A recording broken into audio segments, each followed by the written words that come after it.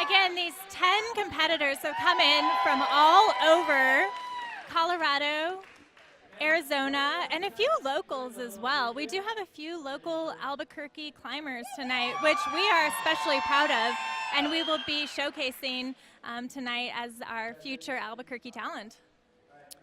That's right. The gentleman in the middle there of the men's is young Domingo Jones. He's one of my athletes here on Team Mojo at Stone Age, and it's awesome to see him here able to show his talents amongst a strong field. So Molly, what's going on right now? What are these climbers doing? So there's a preview that happens for these climbers that in which they can have time to look through all the climbs. You can see that they're actually discussing amongst each other what they think the beta is, and whether or not they'll take each other's advice is really up to them. But they do have an opportunity to discuss and consider what they might do. They also are allowed to touch the first hold on the problem, and that's kind of nice because it gives them a chance to sort of see how they might establish themselves before they start on their climb. So we're looking at women's number one there in yellow. And if you can see on some of those holds, we've got these white tags that have numbers on them. And I'm going to go into a little bit more detail about the scoring system here tonight. Each climb is worth a total of 25 points. So if a climber is able to send the climb, or what we like to call a problem, because they're typically pretty hard to solve, they're awarded 25 points if they get on their first try. Every failed attempt will deduct a tenth of a point, so 0.10 from their score. So if they finish a climb in 2 tries, they'll be awarded 24.9 for that climb. There are 3 other zones or checkpoints, a maximum of 3 other zones. There could be less. That could award them other points, so anywhere from 5, 10, or 15 points to help add to their final score. Yeah, and in order to actually earn the scores on the top, they should be matching and establishing control on that 25-point hold. And then you can see the 10 and the 15 and the 5 below that. They should establish that they can actually make movement off of the holds, which is slightly different from rules past. Right. And so the climb we're looking at now has a bunch of volumes, or these specific volumes are shaped like pyramids that are protruding from the wall. They add an extra element of surprise to these competitors who think they knew what the gym shape was. These particular volumes, the black section is very textured. That white strip you see on that top left corner is glossy. It's like trying to step on glass. It is. It's like fiberglass. I walked up earlier and ran my hand down it, and I was thinking, there's no way. If you wanted to stand out, there's absolutely no way. Sometimes the dual text holds, which is the dual texture holds, you can stand on if you're really careful, but I don't think it's feasible to stand on the white part at all. Right. So to give you another idea of what these competitors will be facing tonight, they will only have 4 minutes to try each of these climbs. So they get a 2-minute preview now per problem to see, to get an idea of what they're going to have to do to get through them. But then when it comes time for the actual climbing, they have a 4-minute hard clock, which means when that clock strikes 0, wherever they are, that's it. They come off. Those are the points they get. So a high-stress environment. They've got limited time, limited attempts. So not only do they have to try hard, they've got to climb smart. And, as a competitor, Molly, what are some other techniques that these climbers will use to increase their odds of finishing these climbs? Well, I think it's really important for the less experienced competitors to listen to what the other more experienced competitors suggest for beta, but I also think it's really important for a competitor to have a couple of different ideas of what they can do, because we have Abby out there who's 5 feet tall, and then we have Saskia who's 5'7". So really, for them to have the same beta or the same plan for a climb, it might not make sense. So walking up to a problem, it might be a good idea to have 2 or 3 ideas of what you might be able to do, and that just really comes with experience.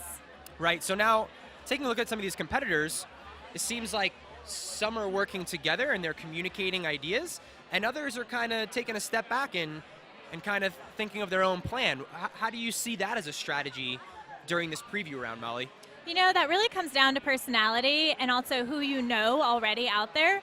In some cases, you might have 3 people who are prominent sponsored pros out there, and the third and the fourth person doesn't really know anybody, so it can feel a little bit intimidating to be on the mat with them. In this case, we do have that similar mix, so I can imagine that some people really want to hear, for example, what Matt Foltz has to say, but they're not going to stand right next to Matt and feel comfortable asking him questions necessarily, because maybe they've spent the last 5 years totally idolizing Matt, and now here they are on the mat, Climbing no pun intended, about to climb right next to climbing him. with him, yes. So here we are looking at men's one and women's one. For you viewers at home, the yellow climbs will be all of our women's boulder problems, and the red climbs will be our men's. Looking at our first two competitors here, for the men's on climb one, we've got Ilyas. He is 17 years old. He's been climbing for around 4 years, which is an amazing feat in itself. He's 5'6", and he's from Colorado Springs. And for the females, we have Jocelyn, and she is 15 years old, although she's one of our taller competitors this evening. And again, if you are just now joining us, you can hear from the exuberant crowd behind us. We are about to start the 2018 Yank-N-Yard. My name is Molly Rennie, and with me tonight is Matt Ratajczyk. And we are about to see the very first climbs of the evening. So to give you an idea what to expect for these first climbs, men's one is a jump. He's gonna have to jump through. He's gonna have to jump through that fin of a hold and either hold on to that one or paddle through to that 5 zone. And for the women's, we've got a very slow, balancy climb through these black volumes, which requires some high tension and some interesting body positioning. I never know which one I prefer, a balancy climb or a run across climb, because you have the jitters that might make you fall off on the first climb if it's really balancy, but to have that dynamic power on the first climb is also really intimidating. And they both look really challenging to start with. Now to clarify for viewers, Jocelyn on climb one, she touched the 5 zone hold, however she did not control it. So it's more than just touching the hold. You've got to grab it and then show control that you can then move off of it. So both climbers still with no points. We're just over a minute into climb one. Ilyas is looking like he's making some progress on controlling this big fin. So it looks to me, Matt, like on men's one, Ilyas has to maybe do a 1, 2, 3, meaning he's going to reach out and grab that third hold over. So that is one method. That was the original intention of the climb, but after we gave it a couple attempts, we realized we can just jump and grab that hold without paddling through. Okay, well, we'll see what he ends up doing. Oh, and here's Jocelyn, made her way up to the 10 zone on women's one. There's a lot of surface on those volumes that she's working through, and now she has to think about how to use them as her feet. There's a lot of surface, but let me tell you, Molly, the texture is not that great. Jocelyn's eyeing the top hold, and she just missed. Oh, and an almost stick from Ilyas. So it is 1 minute 40 left, and once the clock runs out, that is it. There is no plus time. That means when they hit 0, they have to drop, even if they're about to finish. So these climbers have to think about how to use their time adequately, and they have to judge how much time it will take them to get to the top.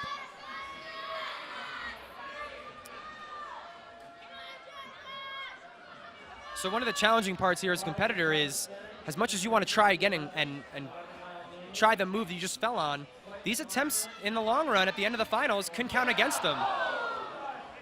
Ilyas taking some exciting falls, showing his experience and falling straight down on his back. So here we have Jocelyn again. She made her way up to those yellow holds above all the volumes. Do you think she'll continue on with the heel hook beta and just try to power over it? From what we did forerunning, she's going to need to step and trust those volumes to jump to the finish. She may have the height, but in terms of getting her hips and her body where she needs to be, I think she'll have some better luck getting her feet on those volumes and just believing her feet will stay. Again, being one of our taller competitors, she would have the best shot at riding that heel all the way to the top, but it doesn't seem to be working. They have 20 seconds left now, so in order to get to the top, Jocelyn's going to have to really move through these volumes. And at this point, Ilias is probably just looking to stick zone 5. Ooh, and Ilias got a hand on that 5 zone. Here we go, Jocelyn. Oh, so close. And there we have it. Our first competitors are done with problem 1. So next out for the women, we have Abby. And you can hear the crowd behind me because Abby is a local. Well, sort of a local. She's left us recently, but we still claim her. And talking about locals, we've got Domingo Jones on men's 1. Also a local. He's a local here from Albuquerque, New Mexico, born and raised.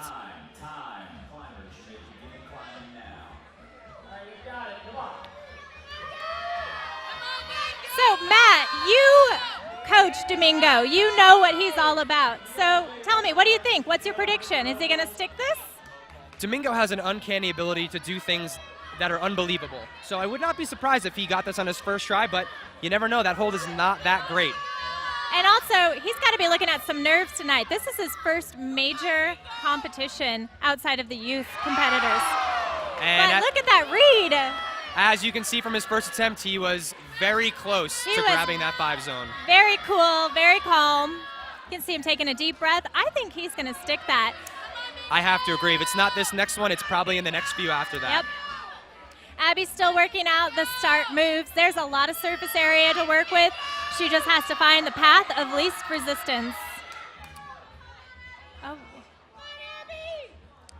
Seems like Domingo's considering his options. That's smart as he's discovering what beta is the best for him. But I hope he comes back to the 1, 2, 3, the paddle.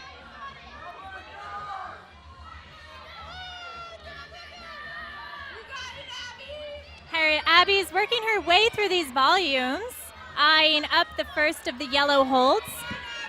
Abby is our shortest female competitor at 5 foot, although she does have a plus ape index, meaning her arms are longer than that, so hopefully she can use that to her advantage as she goes for this last hold. Ow. Abby sticks it. And there we have it, our first top of the evening from Abby Jakowski on women's 1. I believe that was her second attempt. It was her second attempt, and the crowd is so excited. Now they're ready to get behind Domingo. Yeah. All eyes on Domingo on men's 1. Again, if you're just joining us, we are here tonight at the 2018 Yank-N-Yard, and we are up for some amazing action. Check out Domingo on this run across and jump. So, taking a look at that 5 zone, there's a football-shaped hold blocking half of the hold. And that was intentional because Domingo's fingers actually hit that hold. He overshot it. So it's more than just getting to the hold. It's putting just enough energy to get your hand where it needs to be. Too much, and you hit the blocker hold. Too little, and you're not there. True test of coordination. So, Molly, time management here is really important. Domingo's looking at just over a minute left. Absolutely, and it's so hard to gauge on these types of problems where you're just falling on the first move. It's really easy to rapid fire over and over and over again attempts, and at some point you have to learn how to rest. And it seems like Domingo is picking up that importance.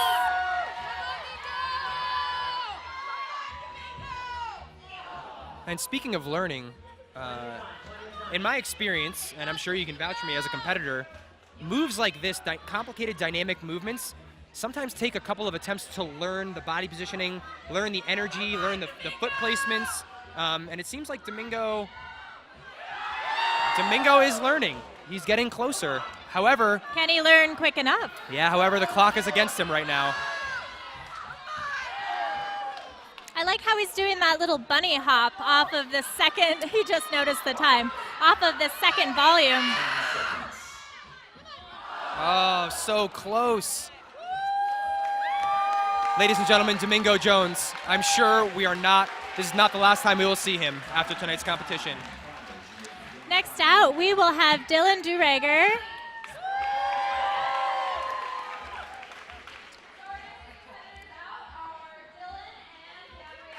And Gabrielle. Gabby comes to us at a very young age. How old is Gabby? Let's see. Gabby's one of our teenage climbers tonight, but she's also one of our taller competitors, so we'll see what she does with this yellow section at the top.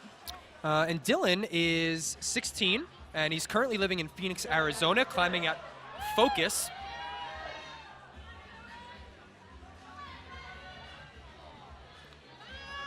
As they're figuring out the body positioning on this first move, it's so easy now.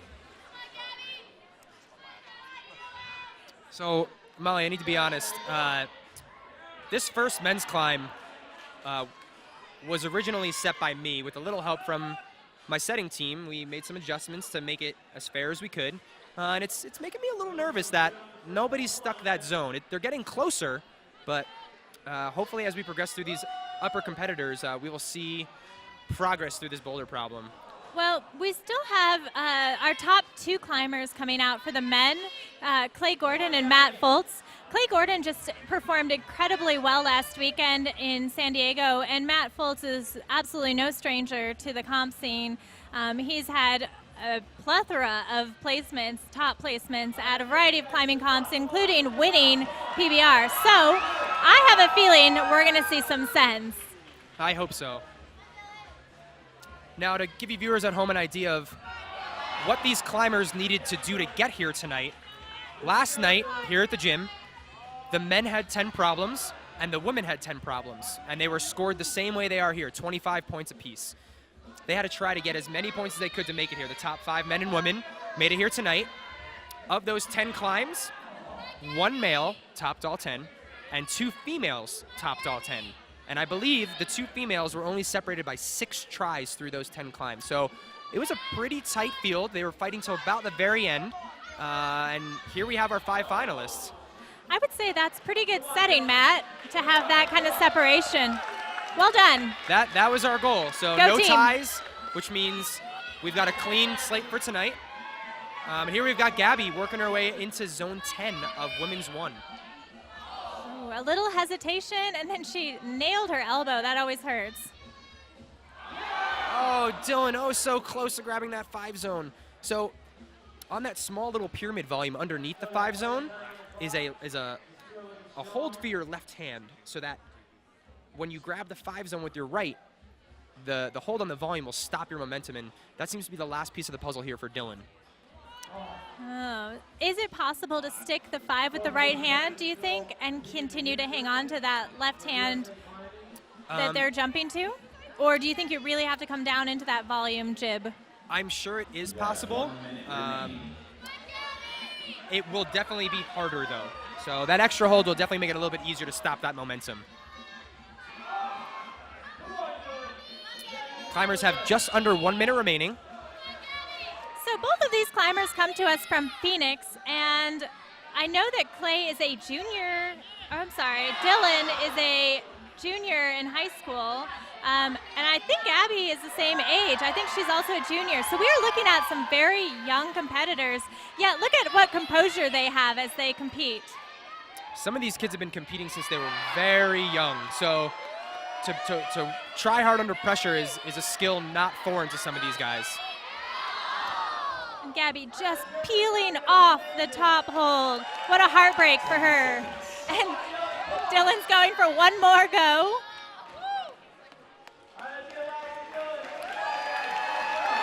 So Molly, we are 3 climbers in.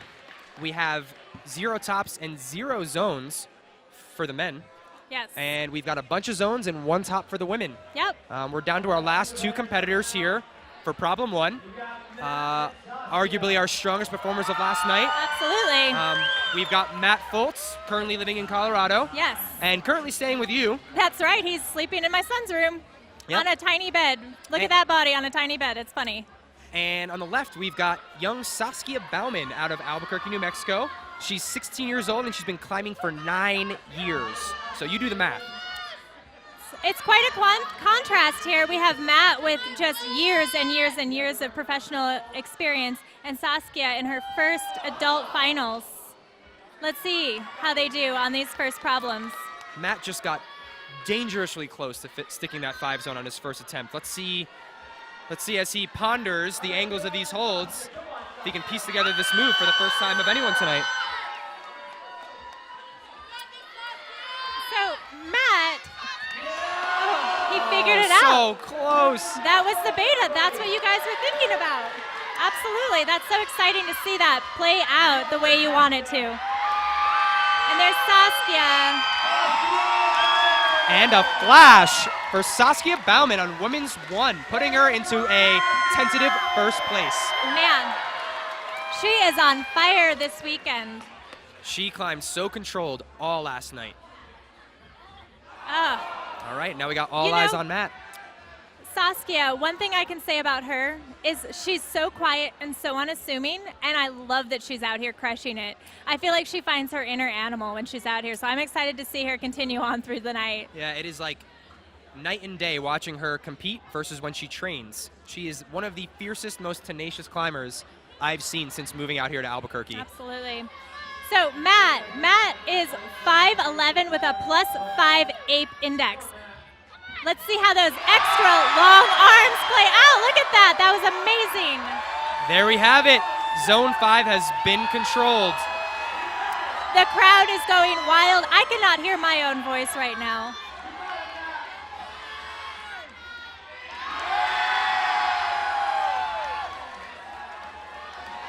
As he makes his way up these tenuous holds.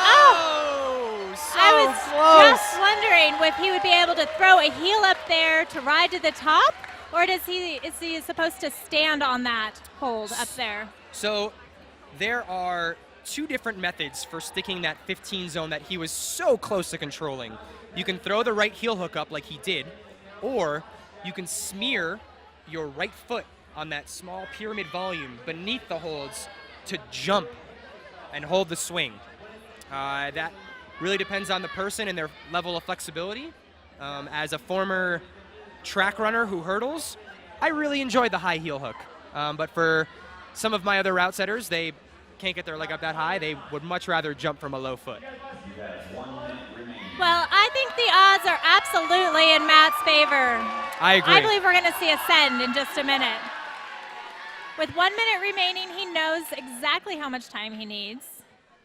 And he's calculating out what he needs to do to make those last few moves happen without discounting the challenge of the first couple of moves.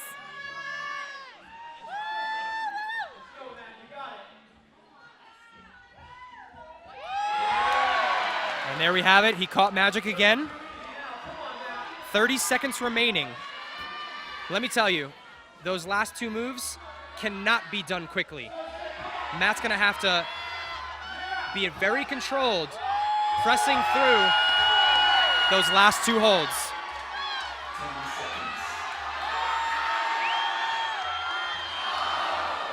And a disappointing fall right at the top, but all smiles. The crowd is absolutely behind him. That was an amazing performance. Despite not topping that problem, Matt is still in standalone first place with roughly 15 points minus some deductions for attempts. Absolutely. No one else has stuck that first move, so let's see how our last competitor Clay, does on men's 1. Yeah, so this is Clay Gordon. He did pretty well last weekend at the San Diego National Cup comp, and then over for the women, we have Michelle Abshire, and she comes to us from some experience as well. She recently did pretty well at the Portland Boulder Rally, where she finished in 5th in a pretty strong group of women. So now we are seeing some seasoned competitors at the top of this group, and we can see how they handle these first few moves. Yeah, Clay's been climbing for 9 years. He's a 3-time national champion in sport climbing, which is rope climbing, but nonetheless, he is no stranger to high levels of competition, and as you can see, he's our first place qualifier coming into this evening, the only male to top all 10 climbs from last night. And what I can tell you about Michelle is she is a tenacious climber. She competed at the Seco Block comp this summer, and she's not a sport climber. In fact, she told me she recently led her first climb just this summer. So for her, that really indicates her bravery and her boldness that I think we will see tonight, and her tenacity. So Molly, for those new to climbing who are watching tonight, what is Seco Block? Oh, it is my favorite competition to watch. It is the deep water soloing competition where you are 50 feet above the water, and that is the fall you look at. It is dangerous, it is terrifying, and if you are only a boulderer, I can only imagine. I have no interest. So Michelle is one brave lady. She's also one of our few competitors tonight that is not a teenager. She is 22 years old. Michelle is making her way up. She's now controlled the 10 zone. And let's see if she can follow suit with her last competitor in topping this woman's one. Michelle was telling me that she was really hopeful not to see too much slab tonight. She's a very dynamic climber. She likes big moves and big jumps.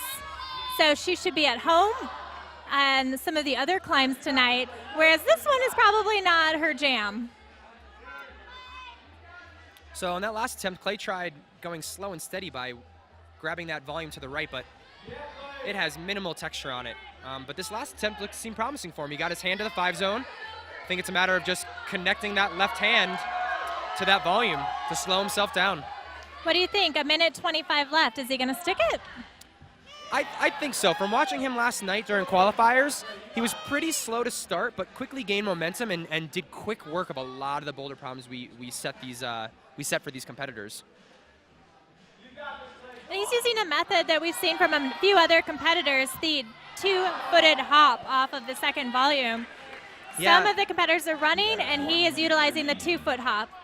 Yes, we mixed between bunny hop and frog hop. I like it. We couldn't settle on what we wanted to call it. I think it's a frog. Frog? Yeah. Frog hop? That's what I would call it. So Clay, in the nature of a seasoned competitor, is brushing his holds, looking at his clock to see how much time he has left. Michelle's likely looking at her last attempt on this problem. Let's see if the crowd can help her get to the top. I think she can do it. She was so close on her last attempt.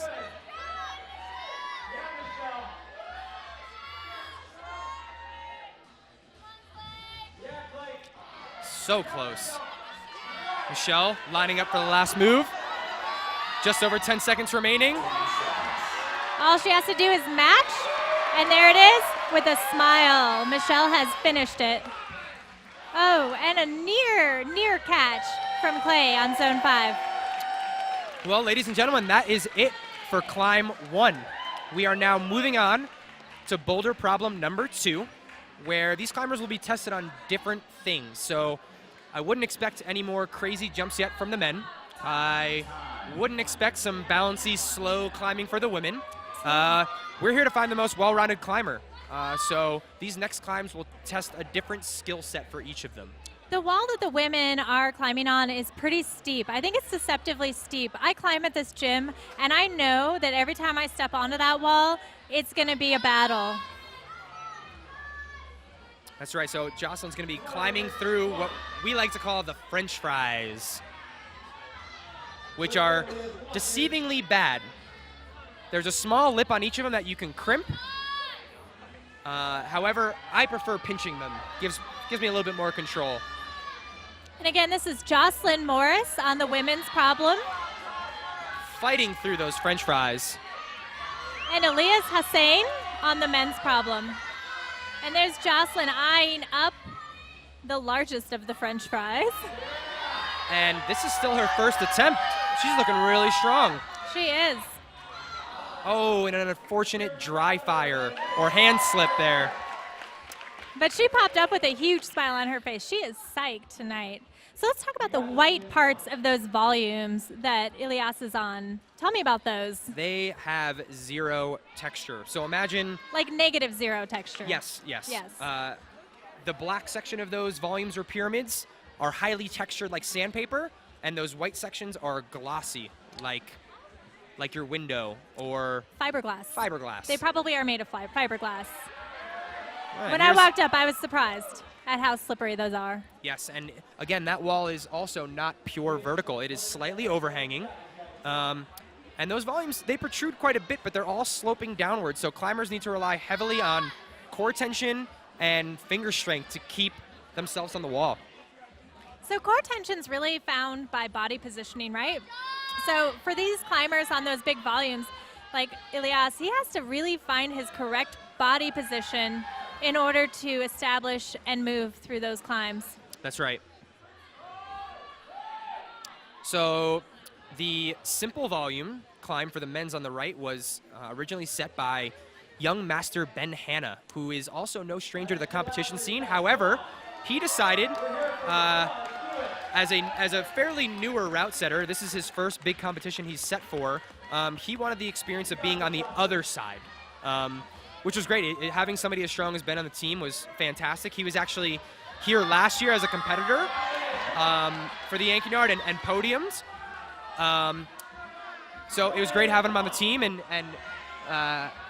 it was amazing watching him do the moves on this climb because the other setters were just baffled that he could pull himself off the ground and move through these volumes so effortlessly. Whereas we struggled just to get our foot up on that first move. Yes, and you could see Elias really trying to find the sweet spot for that right foot. He bumped it in close, he put it out far, and he just couldn't quite decide what the best spot would be in order to make that transition over to the right. Right. And then the French fry climb on the left was also my original boulder problem. I am known for my pinch strength, and it was no surprise that I grabbed the giant French fries. Seems like Jocelyn was pretty fatigued after that first attempt. She's having a hard time getting back to that high point, but she's got 20 seconds left. This is enough time for her to finish this boulder problem if she moves quickly. And Jocelyn is one of our taller climbers, so you can assume that maybe her hands are going to be larger than somebody like Abby at 5 foot. So I'm wondering how our smaller competitors are going to do on your French fry problem. They may not have the hand size, so you may end up seeing some of the people crimping on top of them instead of pinching. Right. So we've got a first look at our scores after problem 1. We've got Matt Foltz and standalone first after problem 1, with the only one scoring any points. And what is the women's side looking like, Molly? Well, the women are, Saskia is sitting in first, and Abby is sitting in second with just one attempt separating them. Michelle had a couple of more attempts on that problem, which was why she's in third, but all 3 women topped that problem. And here out tonight we have the Albuquerque family. We have Abby out competing on women's 2, and then Domingo competing on men's 1. Now, Abby's from Albuquerque, but currently she's moved, right? She's up in Colorado, setting in Fort Collins, is it? She is, yes, and she's gaining so much experience. I climbed with Abby recently, and she's gotten really, really strong since moving to Colorado. She's always been a force, but I think her experience has really developed through setting. Yeah, she's bouldered V10. She's finished very high up at youth nationals. I think 9th was her best ever finish in her youth competing years. She's 21. She likes to hang out with her dogs when she's not climbing, which I'm a big fan of. She was eating a lot of cookies last night, and she claimed that was her superpower. And Abby's looking really strong through these French fries. Small hands do not seem to be an issue for her.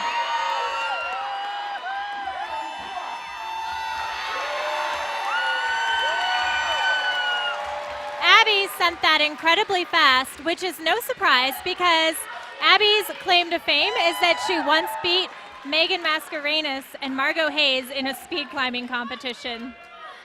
Well, she's already headed back into ISO. She gets a little bit more rest. An impressive flash of women's 2. And now all eyes are on young Domingo Jones on men's 2. He seems to be pretty comfortable with the place he put his foot. He didn't spend any time seeking out different locations for that foot, which I think really speaks to his experience, even though he is so young. That's right.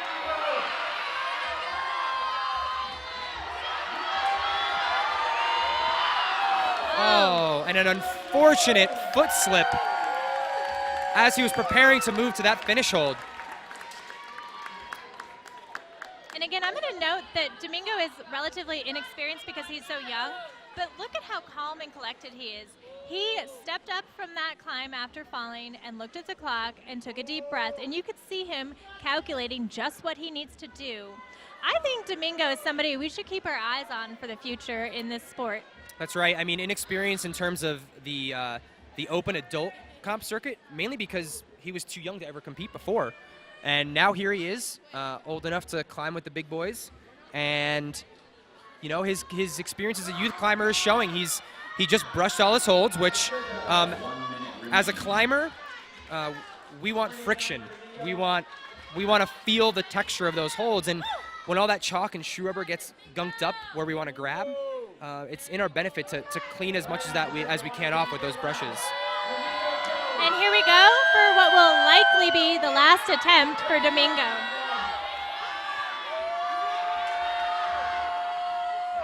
He's likely going to focus on that foot. And again, a foot slip, but a really, really great effort from Domingo. Yeah, he has controlled the 15-point zone. So he's got his name on the scoreboard now. It moves him up into a tentative second place behind Matt Foltz.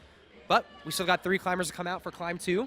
And up next, we have Dylan and Saskia.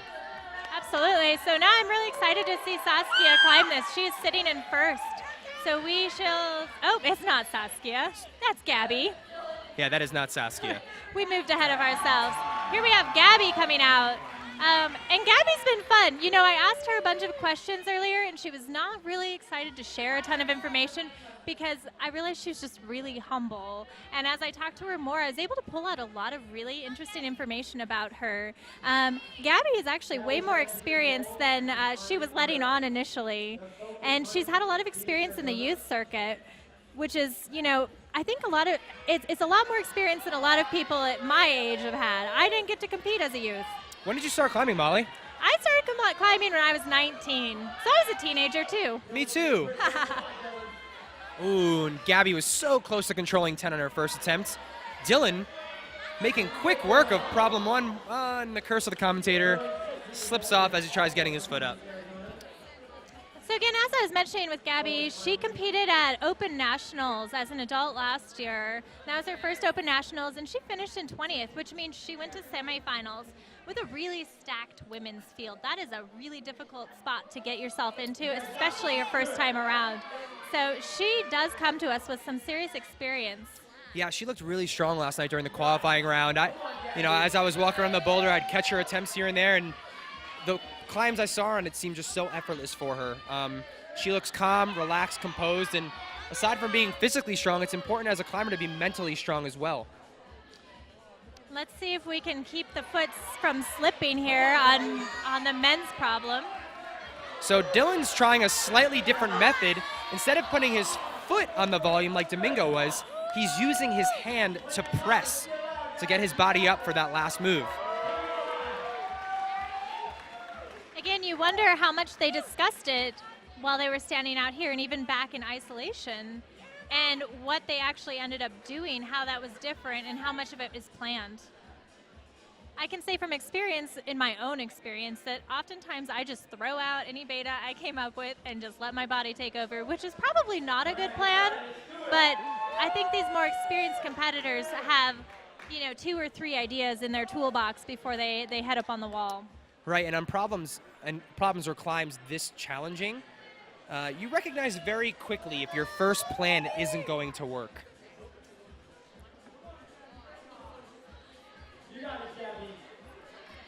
From watching Gabby climb last night, I am absolutely confident that she can send this. It's just a matter of whether or not she can do it within the time allotted.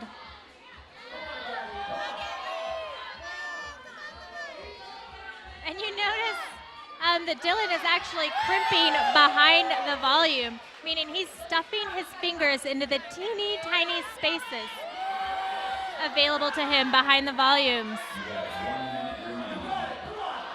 Oh, and in a very exciting moment, both climbers look so close to finishing their climbs, and unfortunate slips send them back to the ground with 1 minute remaining. Seems like each climber probably has one more good attempt before time runs out. Dylan's wasting no time getting back on.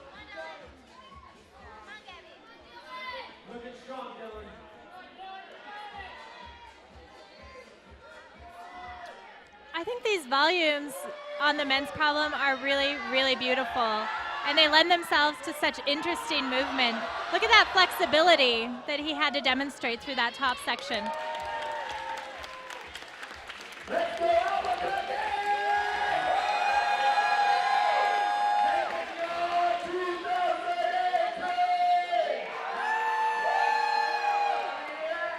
So again, that puts Abby in a pretty good position right now as the only top currently on women's number 2.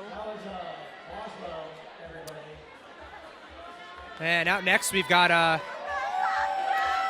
leaders from Problem 1, Saskia Baumann and Matt Foltz.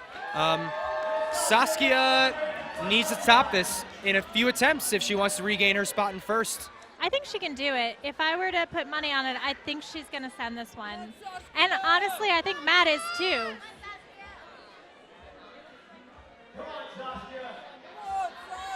You know, another great idea behind brushing all those holds is to kind of get to know the surface of them. So we saw Matt doing that, and I think that's brilliant. Saskia's moving nice and slow and controlled, very methodical. You can see those gears churning in her brain as she's fighting her way through those French fries. Matt's moving quickly up men's 1. He's establishing whether or not that foot's going to work out for him, changing his mind at the last second.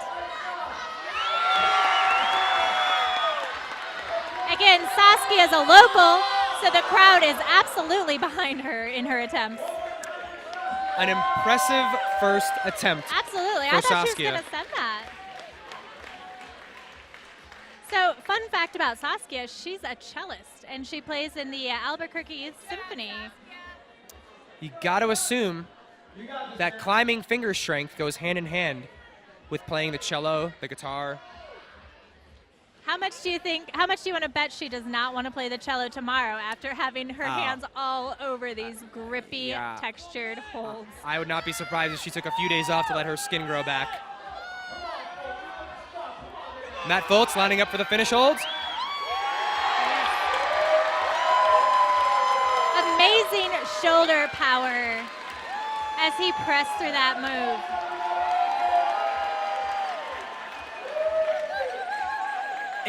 It looked like Matt was climbing a different boulder problem than everybody else. You're right.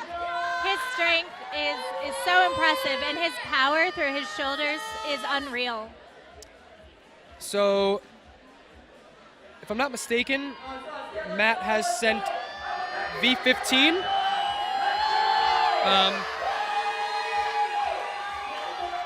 To put that in perspective, he's real strong. Yeah. There's after V15, there's a few V16s and one V17. So yeah, V15 is really good, really strong. And here we see Saskia working her way up. Saskia is one of our young 16-year-old competitors. She doesn't have much competition experience. She hasn't climbed much outside. And here she is, confident and calm, and just tickling that last hole.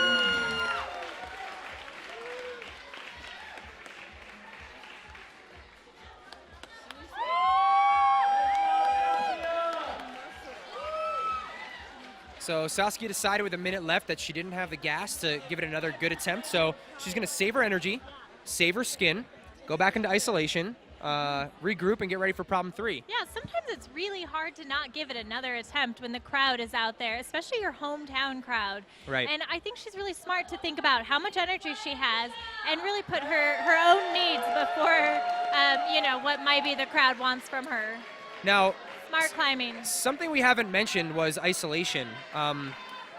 Molly, as a competitor who's been in isolation many times, explain to our viewers at home who are not familiar where these climbers go before and after each of their attempts. So behind that screen back there, our competitors are warming up, and then they're just trying to stay warm.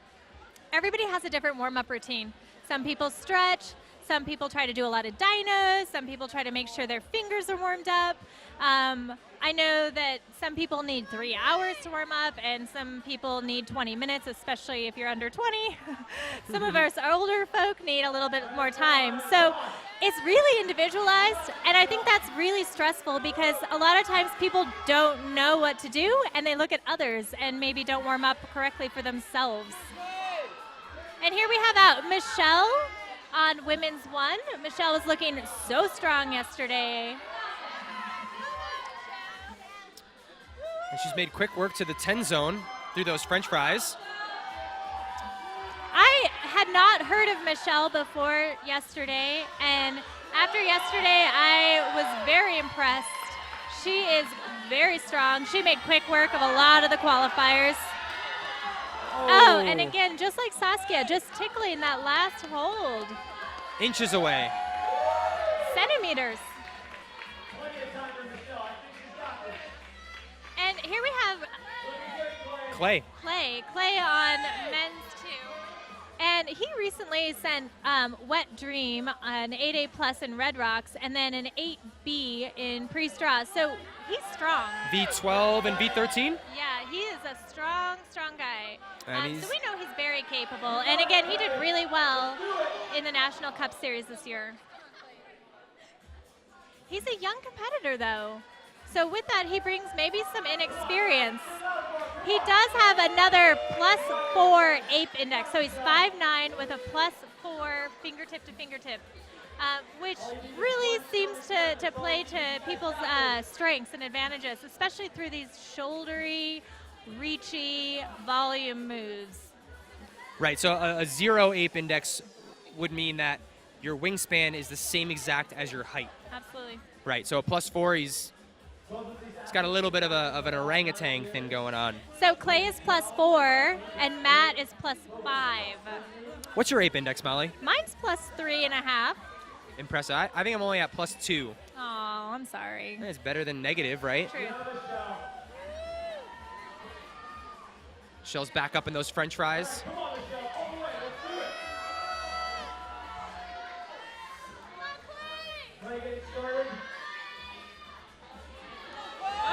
Oh. What an amazing save. That is only the kind of thing that happens in competition. That fierce tenacity, that is what I'm talking about. That is what I've seen in Michelle so far. Oh, what an effort. All eyes on Clay. So close to the finish holds. Oh, and he just missed that small red hold on that last volume. It really looked like he was trying to press on that fiberglass slippery volume. He cannot press on that. There's nothing to press on. It is just like pressing your hand onto a slip and slide. There's nowhere to go but off. I admire his optimism. Michelle is heading off. She has had enough. She was very close. Clay is dancing his way up back to this last move again. Let's see if he can find the strength to get himself up to that 25 zone. It will be his last attempt. Yeah, 15 seconds remaining. Just can't quite unlock the beta. And that is it for problem 2, Molly. So we saw some serious separation in problem 2, which is really exciting. That's what you want to see from a route setter's perspective. And it's kind of fun, too, to see the separation happen in a way that it's not our first place people coming in that are still in first. Right. And just like that, we are halfway done with our competition. Wow. We've got 2 climbs remaining. Again, we're going to be testing different things, and I'm really excited for these next 2 climbs. We had a lot of fun as route setters, testing them and modifying them to make them fun for both the competitors and the audience. So as we see them on their first try. Looks so good. Yeah, so that's all I have to say. Of all the problems, that's the one I'm most excited about. So Elias is going to try to get himself in that upside down toilet bowl, as we call it. There's a big head-shaped scoop that he just grabbed. Oh my gosh. So without being too loud, the easier way to get yourself up in there is if you start facing the crowd. Ooh, that is such a hard thing to do. It's hard to see. You don't want to look at the crowd when you're competing. It's hard to read, and we've got Jocelyn here. Similar to men's one with that big coordination jump, we're going to look at some similar moves where these ladies are not only going to have to jump to a hold, but then coordinate their hands and feet in a specific way to stay on the wall. So for women's 3, is it a right hand flips into that other hold right next to it? That is one method. Or do you helicopter your right hand over top of your head and catch zone 10? So without flipping your hand, the helicopter is very intense and very hard to stop. But if you flip your hand, it slows you down enough to allow you to go a little bit more control to that 10 zone. I've got a feeling after a couple tries, Jocelyn's going to get a feeling for what she needs to do to make this happen. And there you go. She's flipped. She's slowed herself down and has completely made that jump not a jump. It looked really easy. When she figured out the right way to do it, it did not look too bad.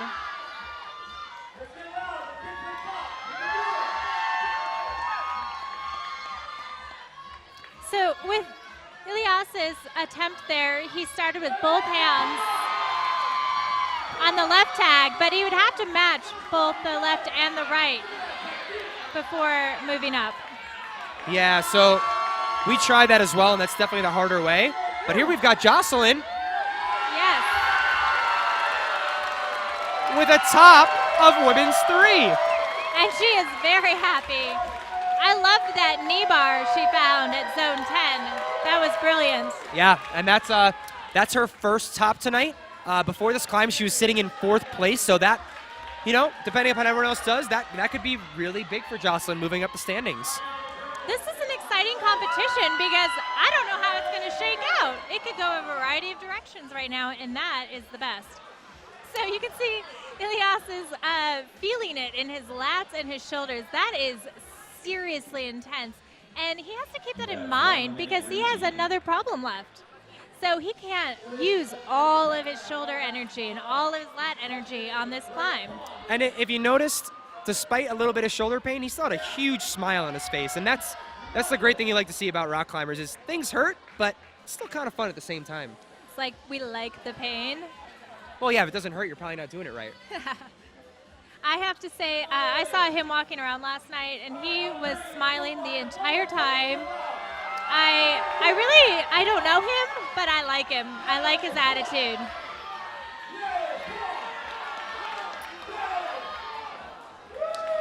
Well, he managed to plunge his hand into the toilet bowl, if you will, and didn't quite manage to get in there all the way. So I was actually able to get a no hands rest by shoving my head inside the toilet bowl. Oh boy, a swirly? And here we are with our current results. So we have Matt Foltz sitting in first. A comfortable lead. Really no surprise there based on his sends. And then Abby has edged out Saskia with her most recent send as the only woman that sent 1 and 2. So a very tight race for the women. Anybody's game still. The men, Matt's got a bit of a lead, but you know, anything can happen on these next 2 climbs, Molly, and any of these young kids coming out here can surprise us with a top and get right back in the running. That's what's so exciting about this competition tonight. We have so many new names and so many new faces and so much new talent that it's not the same old, same old. We can't really make predictions. And to me, that is way more exciting than watching all the regulars compete.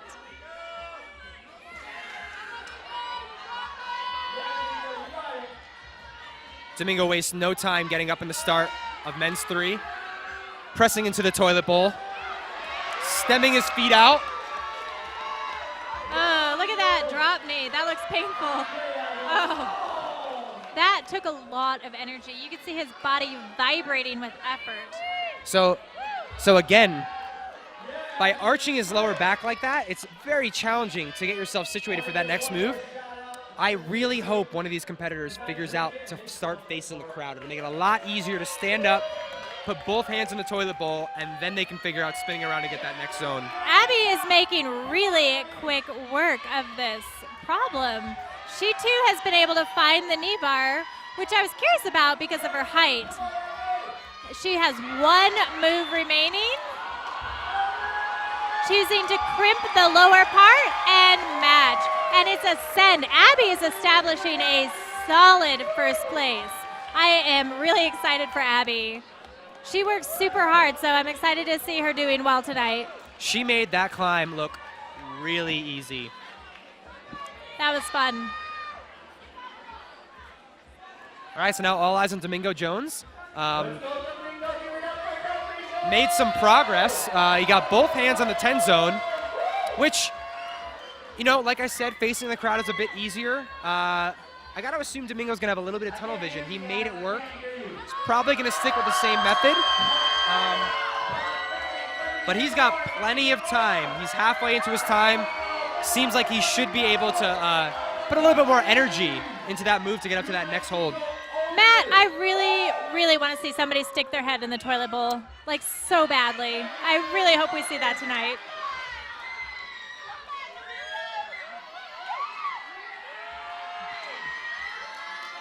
Domingo with a very flexible drop knee.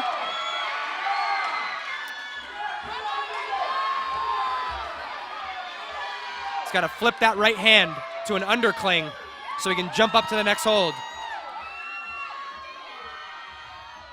Ooh, and he tried doing a coordination flip. This problem has got to be exhausting, though. Yeah, as simple and easy as it looks.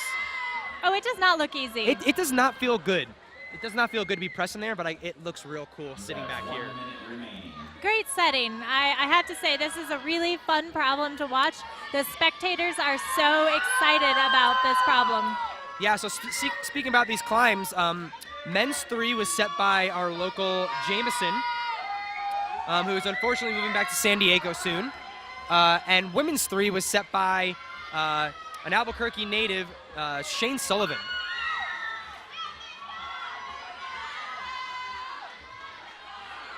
Every tiny bit of muscle and effort and fiber is going into that. You can see every muscle working. Yeah, his lower back is going to feel that tomorrow morning. Oh, I think it feels it right now. Domingo decides not enough time left for another good attempt, so he's going to save his energy, save his back, and head back into ISO and wait for that last climb. Well, I'm sad to see him not send that climb. I really thought he was going to be able to do it, but I'm excited to see what our last couple of competitors have to offer on that. Again, we have Gabby out on women's 3. She's looking calm and collected. And we've got Dylan over on men's 3.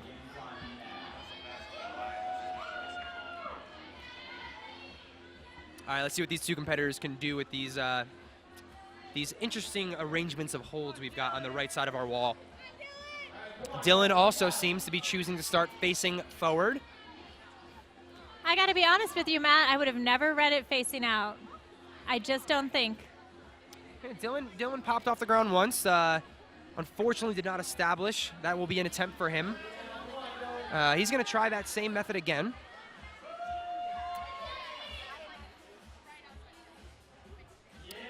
And Abby chose to go with the jump through. Wow. Made it look good. Yeah. I noticed these youth competitors are so comfortable with coordination and with these dynamic movements. It's a new era of climbing, and they are setting the bar high. Beautiful drop knee. As a competitor, how do you feel about the flashy, jumpy moves? They are my anti-style, but I respect them, and I'm working on them. And as terrifying as they are, when you stick them, there is nothing that feels better than sticking a coordination move, honestly. I just hate the fact that half the time I end up face planting into the wall on those kinds of moves. Well, I mean, that's how we learn, right? Right, face plants. Yeah, as two new parents, children face plant, but that's how you learn. Yeah, that's true. Yeah. That is true. So Gabby had an unfortunate foot slip on that first attempt. Wasn't able to catch fire on that second. And Dylan is trying to figure out this very shouldery first move.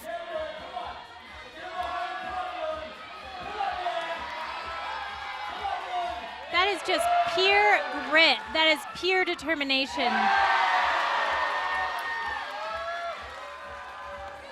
Oh, and just missing the finish hold. That was a lot of energy for him on that move.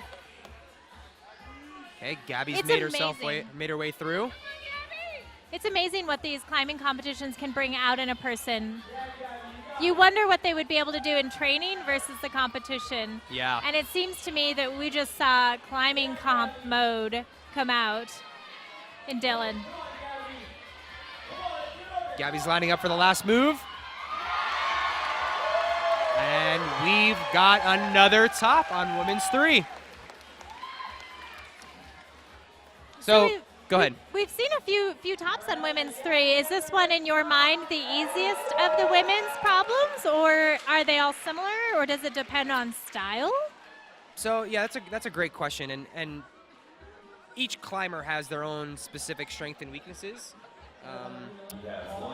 It is clear that this style of climbing is a lot of our female competitors' strengths. It is a new part of indoor climbing competitions. They are all training it, and it's clear to me that they are proficient in these coordination jumpy moves, or figuring out a way to not do the coordination jumpy moves. So as a setter, Matt, did you guys intend for them to all be similar in difficulty if you were to assign them grades, or would they be different? Grading is also subjective. For somebody that doesn't like a specific style of climb, it's going to feel a lot harder to them. We had a certain grade range in mind for each of these climbs. Mm-hmm. However, to ask to put a number on any of these climbs, it's close to impossible. Absolutely. They are challenging. I would say they're all at least V6 and up. Absolutely, for the women, yeah. Yeah, to give a specific number to them is pretty hard to assign, and that's a question of setters we get a lot. And yeah, even in you regular, hate it, right? Yeah, and even in regular gym setting, we'll say something's V4, and it's almost guaranteed that somebody's gonna say that's not a V4, that's a V7. Even outdoors, there's a lot of variety in grading. It depends on who established it and who said yes, that's the grade. Right. And speaking of outdoors, a lot of these movements, like this little flip here that Saskia just tried, how often does that happen outside in your experience? Absolutely never. Yeah, it's 1 in a million. So, to be a strictly an outdoor climber, I would have to say if you don't train these types of moves, you're going to be way out of your element in a competition like this. You could see Saskia's height coming through on that. Yes. As she caught that with ease. And Matt already up into the toilet bowl. Dropping the knee.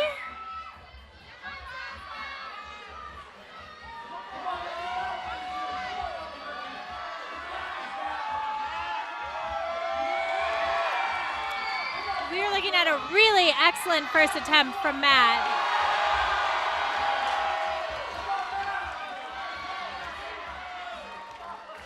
All he needs to do now is match that finishing hold. Ooh, and it was a barely, but he did it, and that was exciting. That is true experience, not rushing the match, taking his time, establishing balance, and figuring out how best to make that final match. We've got to look at the numbers, but I think it's safe to assume that Matt may have just secured a victory with that top. He closed the door. I believe he closed the door. That's 2 tops, and not a single other male competitor has finished the climb yet. So he's looking pretty good for first place tonight. And how much does our first place competitor take home tonight? I think $1,000. $1,000 for an evening's work and a lifetime of training. Or at least 9 years, as it seems most of our competitors answered. So as a professional climber, if $1,000 is great, but compared to other sports, we are still in our infancy in terms of where the sport is and how big it can be. And for those of you that don't know, climbing will be in the Olympics in 2020 in Tokyo. The onset of that may provide these professional athletes with a little bit more financial stability, and we may look at $1,000, maybe a couple of years it'll be 10,000. Absolutely. People will be able to make a healthy living off of climbing competitions. And Saskia, being a young competitor who may reap those benefits in the future. She has impressed me so much this weekend. With 1 minute remaining, Saskia is probably going to spend a little bit of time resting. She walked off a bit early on the last climb, but she's out here. I think she knows she's going to finish. She can finish this climb. I believe she can finish this climb too. So it's relatively short, not too many moves. So with about 30 seconds left, I would expect her to get back on the wall and give one last good, honest go at finishing this climb. She'll definitely need it if she wants to catch Abby up in first place. Abby's got 3 tops, and right now Saskia only has 1, so she really needs to finish this climb. I'm not going to lie, Matt, I'm pretty pleased to see 2 locals or Albuquerque natives sitting on the top of these podiums right now for the women. Me too, and I'm sure the home crowd loves it as well. Yes.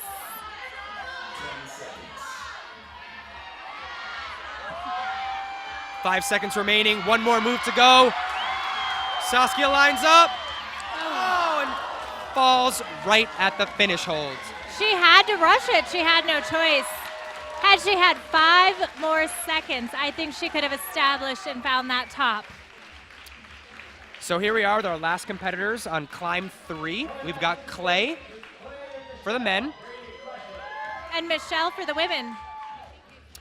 Both are currently sitting in podium position. Grabbing a couple more points here will definitely help them going into the 4th problem. Unfortunately, I don't know if Clay can catch Matt. But the higher up you place, the more money. Yeah.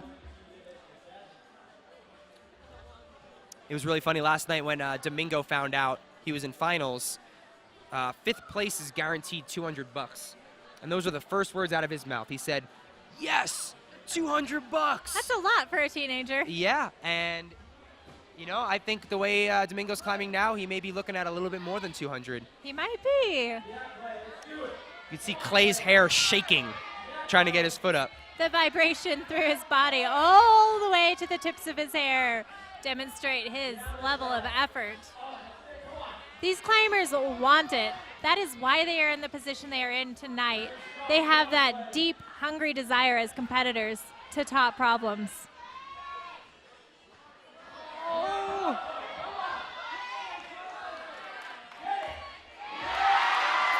Clay just secured the 15-point zone, lining up for the last move.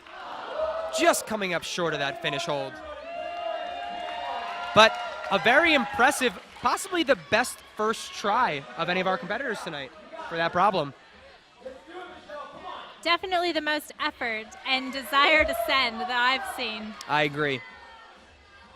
Michelle's made her way up, matching the 10-point zone.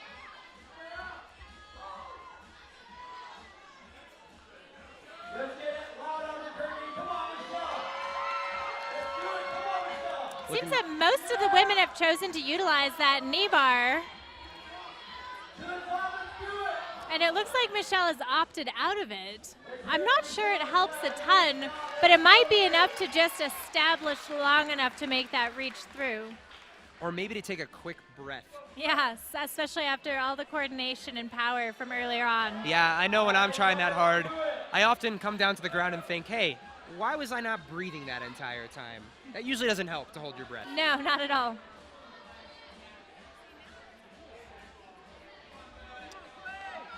Clay's decided to shed a few ounces of weight by taking his shirt off.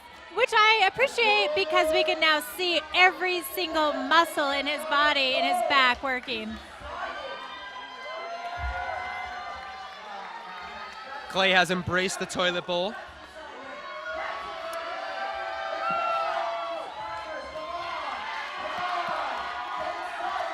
Lining up again for the last move. Even closer than the last try. With 1 minute and 10 left, I have to assume Clay's got at least one more good try to get that finish hold. Michelle not finding the knee bar, but it didn't seem to matter for that move. It was almost like she overshot the final hold. and jump too high into it. You know, that finish hold is deceiving. Where most of the girls who have finished this climb grab is not the best part of the hold. We saw Abby earlier grab that little in-cut divot on the bottom left of that hold, which is good, but not as good as the top right corner. We found the best place was the very, very top right, but that's if you're going big. That's and real for big. Somebody like Abby earlier, she was going with a lot of control. And when you're looking at the top, I don't know about you, but I like to go with control. Oh, yeah. Clay's got 13 seconds left. One more move to go. Oh. He chose to place his foot on the top of the volume rather than use the foothold provided, and ended up costing him. His foot slipped, and he wasn't able to grab that finish hold. But nonetheless, he achieved the 15-point zone on his first try, and that should help him in the final standings. Definitely. That'll be very helpful, very beneficial to him. So, Molly, we've got one climb left. The rest of the women's field is still pretty wide open, and the men are now fighting for those last two podium spots, with Dylan and Clay sitting in second and third, and Saskia and Michelle closing out the podium for the women's. Abby's not guaranteed to win, so let's see what these ladies can do. Try and catch them. I was watching Ben Hanna earlier on men's one for Run It, and it looks exciting. It's very spicy.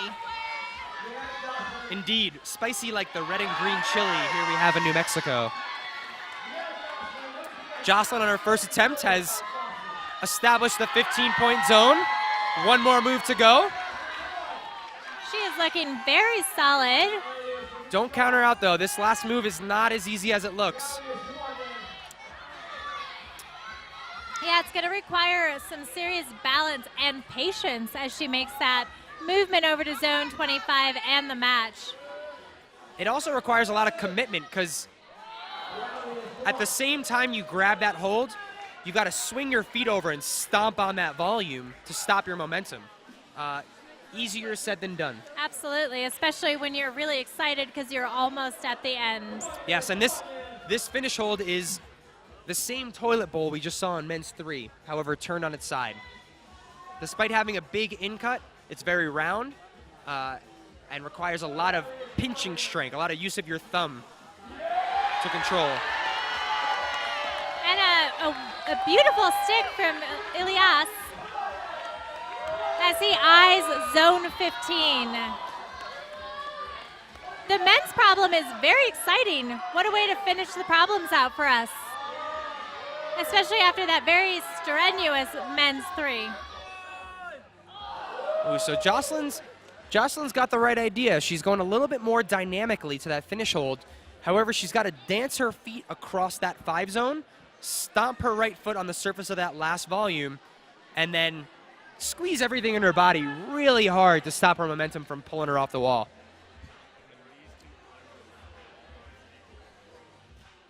We've got Ilyas hopping on men's 4 again. Let's see if he chooses the same method to jump to those holds in the volume. That is incredible strength to just catch with the right hand and casually pull in with the left. Oh, heartbreaking. Ilyas, looking for his first top of the night, fell inches from that last hold. The collective sigh from the audience was audible. You have 1 minute remaining.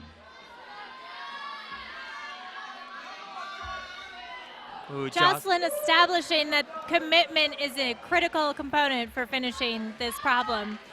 I liked her desire on that one. She's asking for a little bit more energy from the crowd to get her up this problem with only 40 seconds remaining. She may only have one more good effort before her competition is over for the night.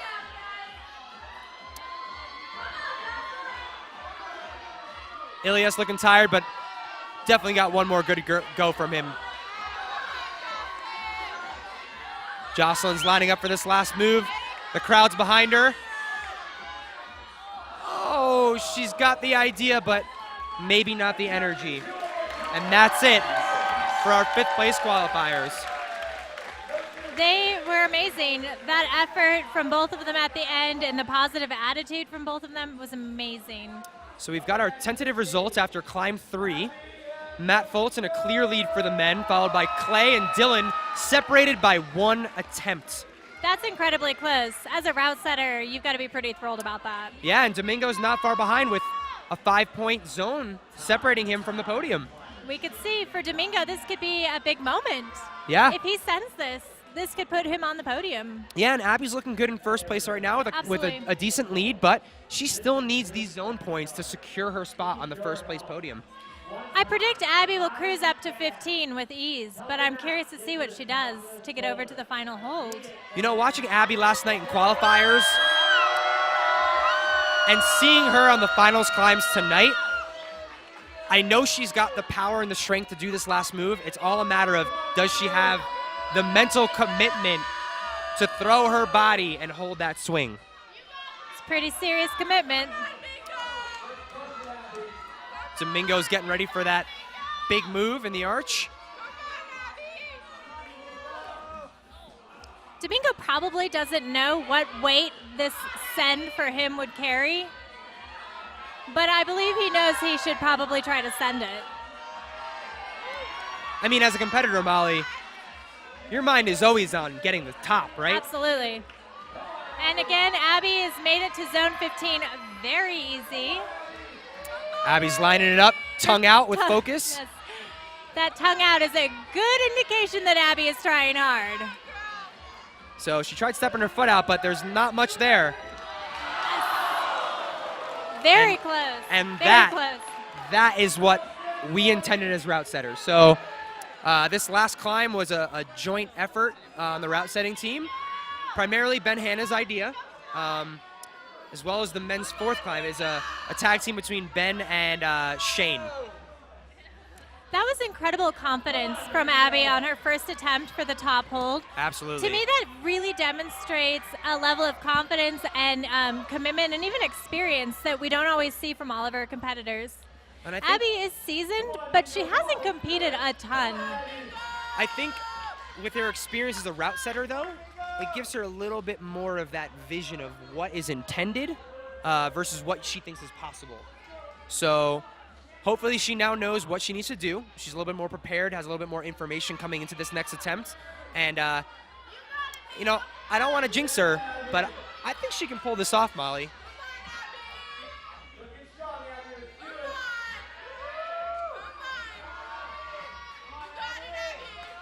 Abby taking that breath before the moment of commitment.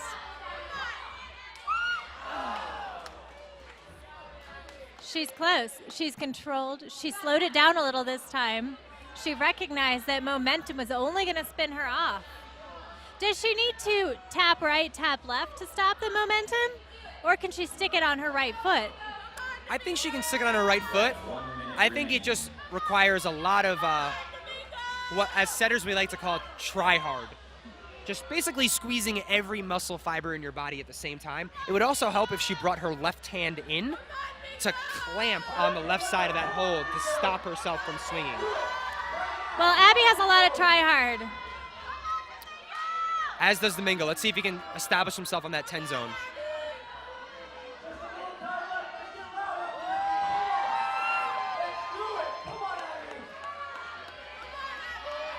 This is it for Abby. This will be her last attempt, likely. Let's see if she can clean up with a 4-top final. Oh. Oh, so close. I can almost guarantee another attempt and Abby would send that. She looked so controlled. Oh! And with 10 seconds, I don't know if she's going to have enough time to get to those moves. But the crowd is behind her, and they sure do appreciate her effort.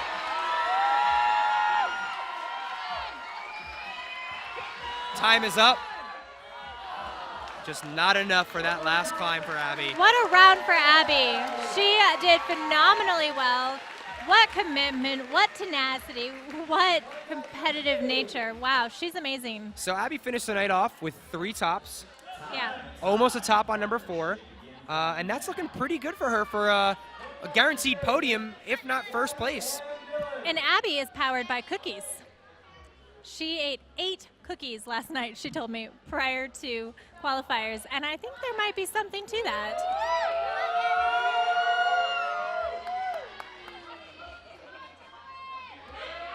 Gabby wasting no time getting started on this final women's problem.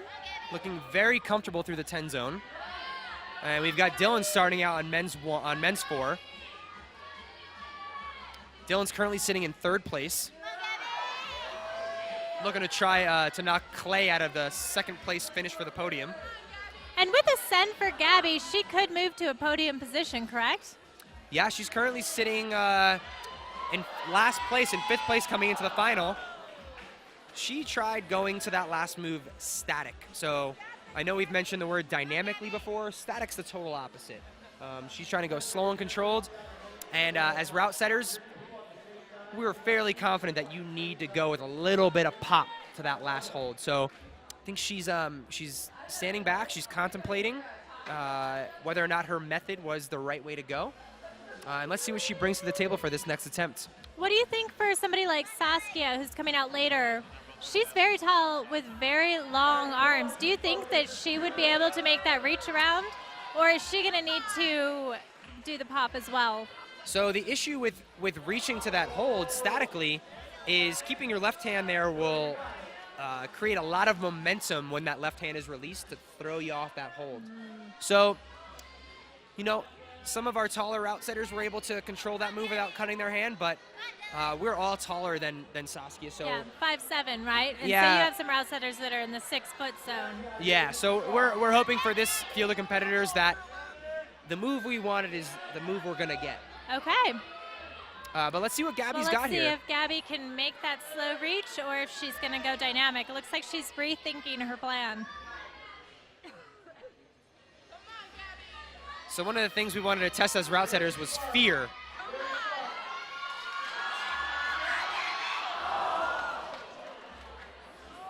Nearly making that reach across statically, but I can see the issue. Even if she makes that reach, then what? How does she come off of zone 15 and match that zone 25? A lot of try hard, Molly. A lot of try hard. That's what I like to call grrr. Yes.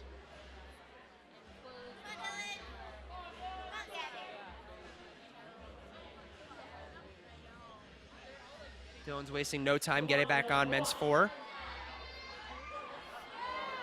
Very close to sticking that dyno.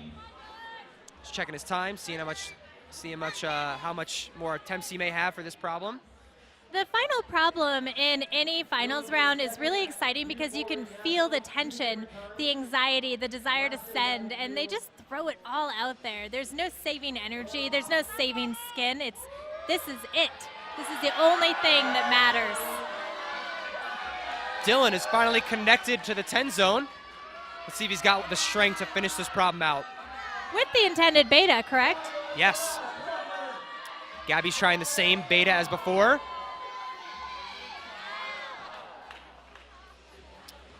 The problem with flipping her left hand like that is she no longer has the pull she would have if she kept her hand in the original stance. And both climbers have finished their final problem for the evening with an excellent showing. They should be very proud of their work tonight. They were amazing, and definitely try hard was the theme for the evening for both of those climbers. Yeah, it's very impressive to see after how hard these ladies and gentlemen tried last night that they still have this much in their tank coming into climbs that are harder than what they did last night. Yes, the level of fitness that these climbers bring to these competitions is just incredible. So we're down to our 2nd place qualifiers. We've got at most 8 minutes left of competing. We've got Matt Foltz over on men's 4 and Saskia Baumann on women's 4. Let's see if Saskia can secure her position of 2nd place with the top here. I've watched Saskia climb a lot, and she's not the most dynamic climber, so I'm curious to see how she handles the top of women's 4. Both climbers on their first attempt or their flash attempt. Saskia's lining up for this last move. Let's see how she decides to approach this move to the finish hold. Wow, Matt Foltz moving slowly through that. What strength he demonstrates through that movement.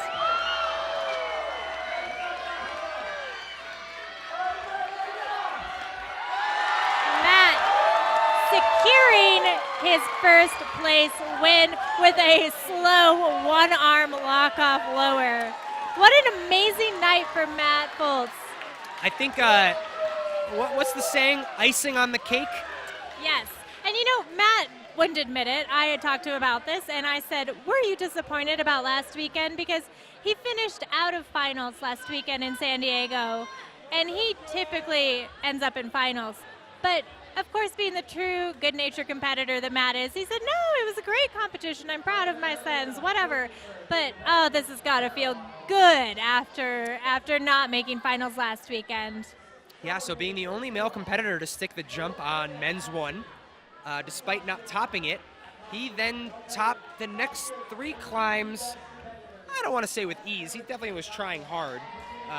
You know, it's clear his muscles were working very hard on that last climb. However, with a display of strength, he came through, finished the competition out strong, secured his first place finish, and earned himself a nice $1,000 check.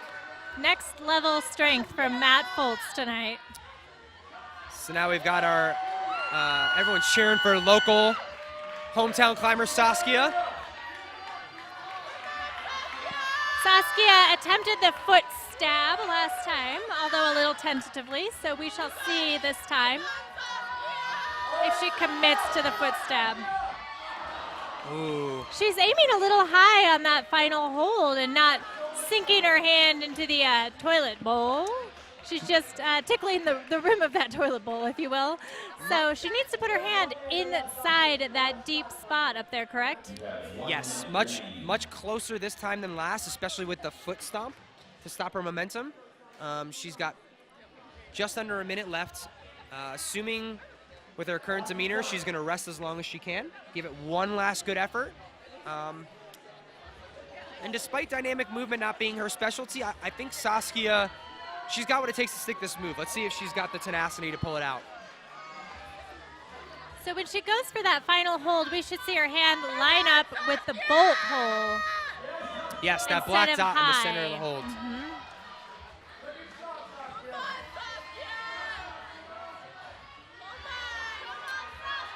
So with 18 seconds left, this is for sure her last attempt. The crowd's behind her. Still aiming a little high. But a great effort from Saskia Baumann tonight, the young local star. I would not be surprised if she comes into the gym, maybe not tomorrow, because hopefully she rests, but comes in on Monday and sends that climb. Yeah, she's here all the time. I would not be surprised to see her in here working this climb. Yes. And here we are, Molly, our last competitors of the evening. That was fast. I feel like this action-packed night has ended all too quick. So here we are now with our final 2 competitors. We have Michelle stepping up to women's problem number 4. And it looks like with our current standings, Clay needs to establish the 5-point zone to get back on the podium.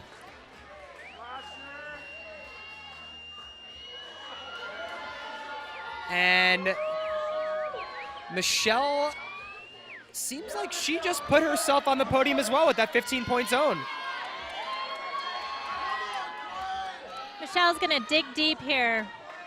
You can see that look of determination. Ooh, and a little low on that finish hold. Wow, and look at this.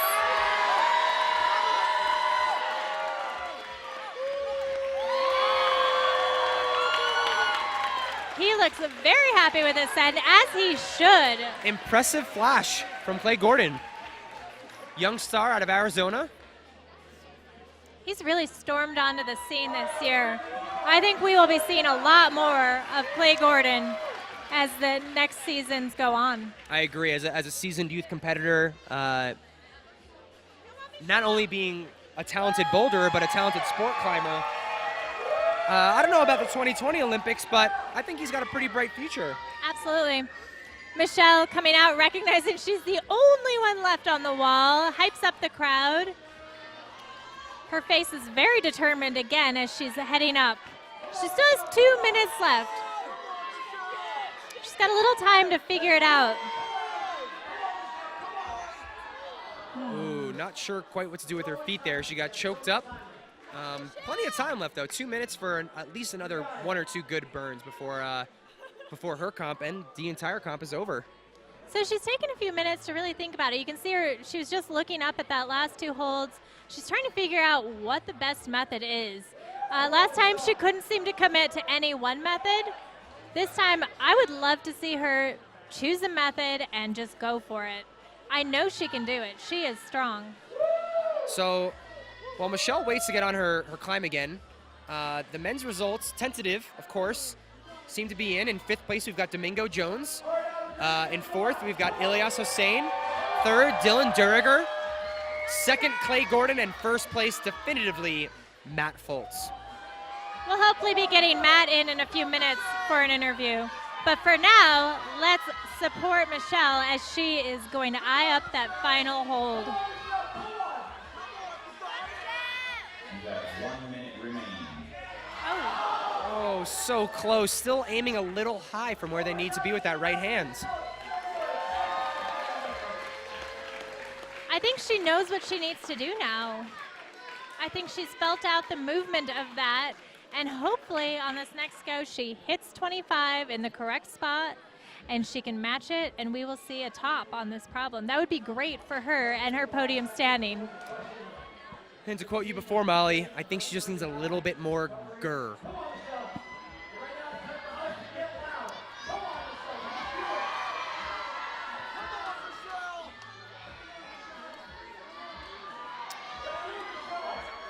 With 15 seconds left, this is for sure the last attempt of the comp.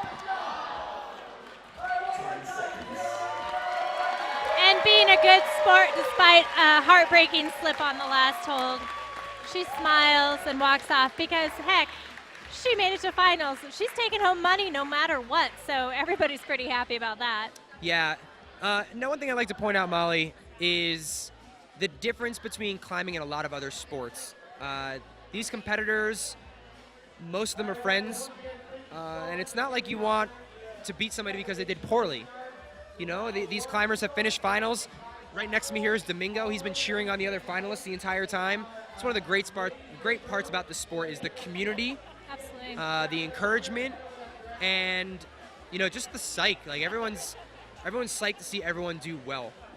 Yes, it's such a social sport, especially bouldering. You know, we constantly work to help each other, to support each other. And it's just, I just love climbing. It's just such a wonderful sport. Hopefully in a few minutes here, we'll be able to get a few of these competitors in to interview, and we can ask them, what they thought, how they felt like things went, how they enjoyed the problems. Hopefully they did. And, we can get a good feel for how the evening went tonight.